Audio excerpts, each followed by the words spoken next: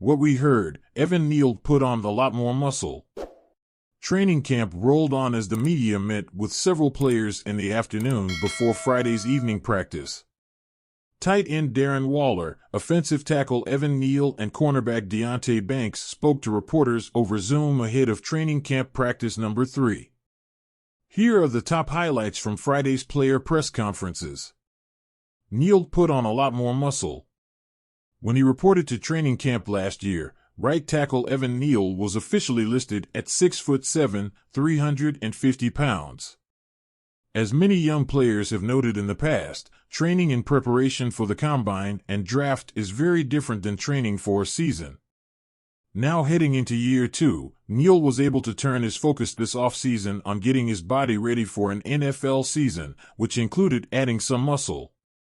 We are still in training camp, but I definitely can say I am in a lot better shape. I feel a lot healthier. Neal told reporters. I definitely put on more muscle and got more lean. I weighed in whenever we got here for training camp. I was 345. My final weight was 353, so I shed a few pounds, but I put on a lot more muscle for sure. While he enjoyed a successful collegiate career at Alabama, Neal endured a lot of change during his 3 years in Tuscaloosa.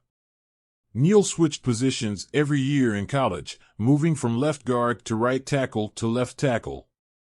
The 2023 season will not only be his second in Coach Brian Daboll and defensive coordinator Mike Kafka's offense, but it will also be the first time since high school that Neal has played the same position in consecutive seasons.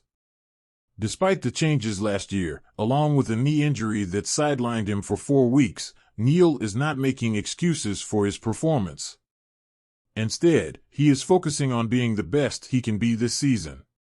Last year was last year, man, said the right tackle. I'm really focused on the 2023 season. I did feel like it made it more challenging for me because I had never got hurt during the season and had to play through it. So, I definitely feel like that was a factor, but I'm not going to make any excuses. That's the past. We are in the present now. Giants TE Darren Waller talks up QB Daniel Jones.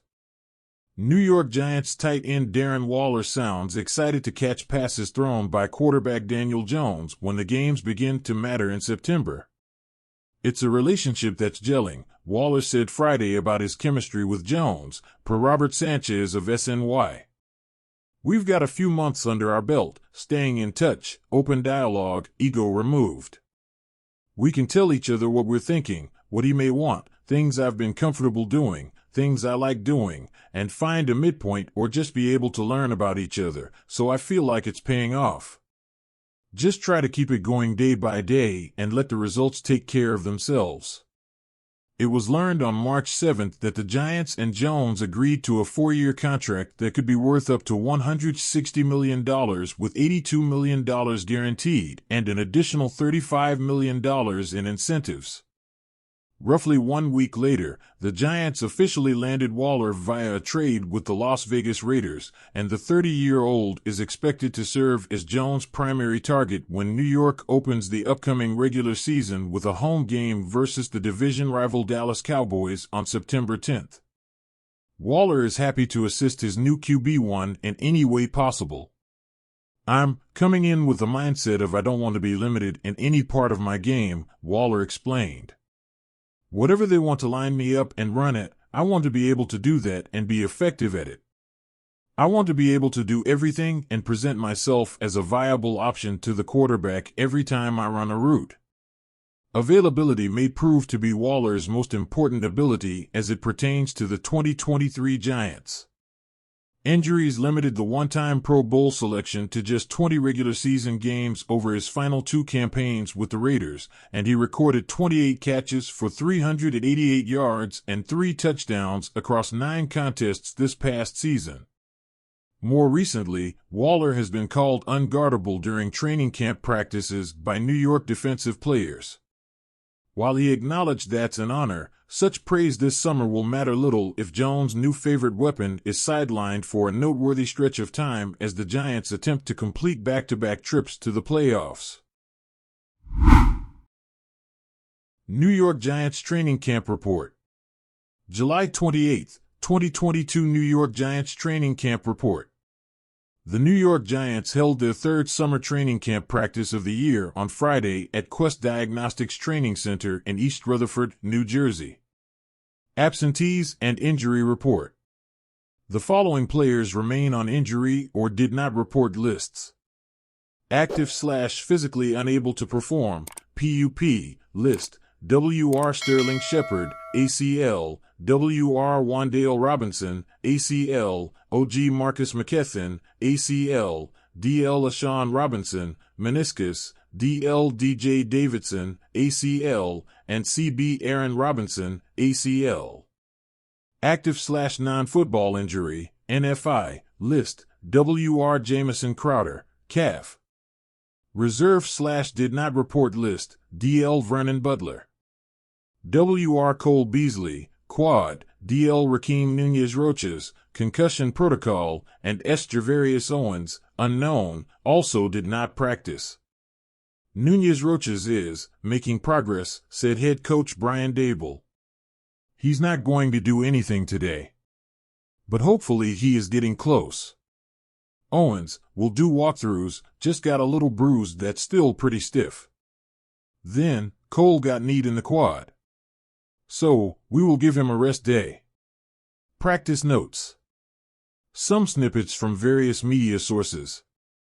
The Giants are still not in full pads and remain in helmets and shorts for an evening practice, 5 to 7 p.m. First-team offensive line was LT Andrew Thomas, LG Joshua Ezeudu, OC Ben Breedson, RG Mark Glowinski, and RT Evan Neal. John Michael Schmitz also rotated in with Breedson with the first team at center. Tyre Phillips, who has been playing with the second unit at tackle and guard, received some first-team reps at both guard spots. Corey Cunningham received some first-team reps at left tackle. Darian Beavers and Micah McFadden continue to alternate at inside linebacker next to Bobby Okereke. The starting defensive backs were C.B. Adoree Jackson, C.B. Deonte Banks, slot C.B. Darnay Holmes, S. Xavier McKinney, and S. Bobby McCain. Returning punts were R.B. Eric Gray, C.B. Darnay Holmes, W.R. Khalil Pimpleton, C.B. Adoree Jackson, W.R. Jaden Mickens, and W.R. Darius Slayton. In 7-on-7 drills, QB Daniel Jones connected twice down the field to W.R. Darius Slayton, beating corners Adoree Jackson and Deonte Banks. Jones finished this session 6 of 6. In 7-on-7 drills, W.R. Jalen Hyatt made early catches against corners Trey Hawkins and Deonte Banks. Wide receivers Jalen Hyatt and Colin Johnson received quite a bit of work with the first team, including in 11-on-11 drills. Hyatt flashed with his route running, but had one miscommunication with QB Daniel Jones. Giants used some formations that had running back Saquon Barkley and Matt Breida on the field together, with Barkley in the slot. In 11-on-11 drills, D.L. Dexter Lawrence broke through a triple team to pressure QB Daniel Jones. RT Evan Neal had a good practice against edge rushers Kayvon Thibodeau and Azeez Ojulari. QB Daniel Jones would have been sacked on a number of blitzes by free rushers, but he connected on some big plays to W.R. Darius Slayton and T.E. Darren Waller. According to one report, QB Daniel Jones finished 18 of 23 passing in live drills. CBCORDale Flott had some issues trying to cover W.R. Khalil Pimpleton. ILB Micah McFadden broke up a pass.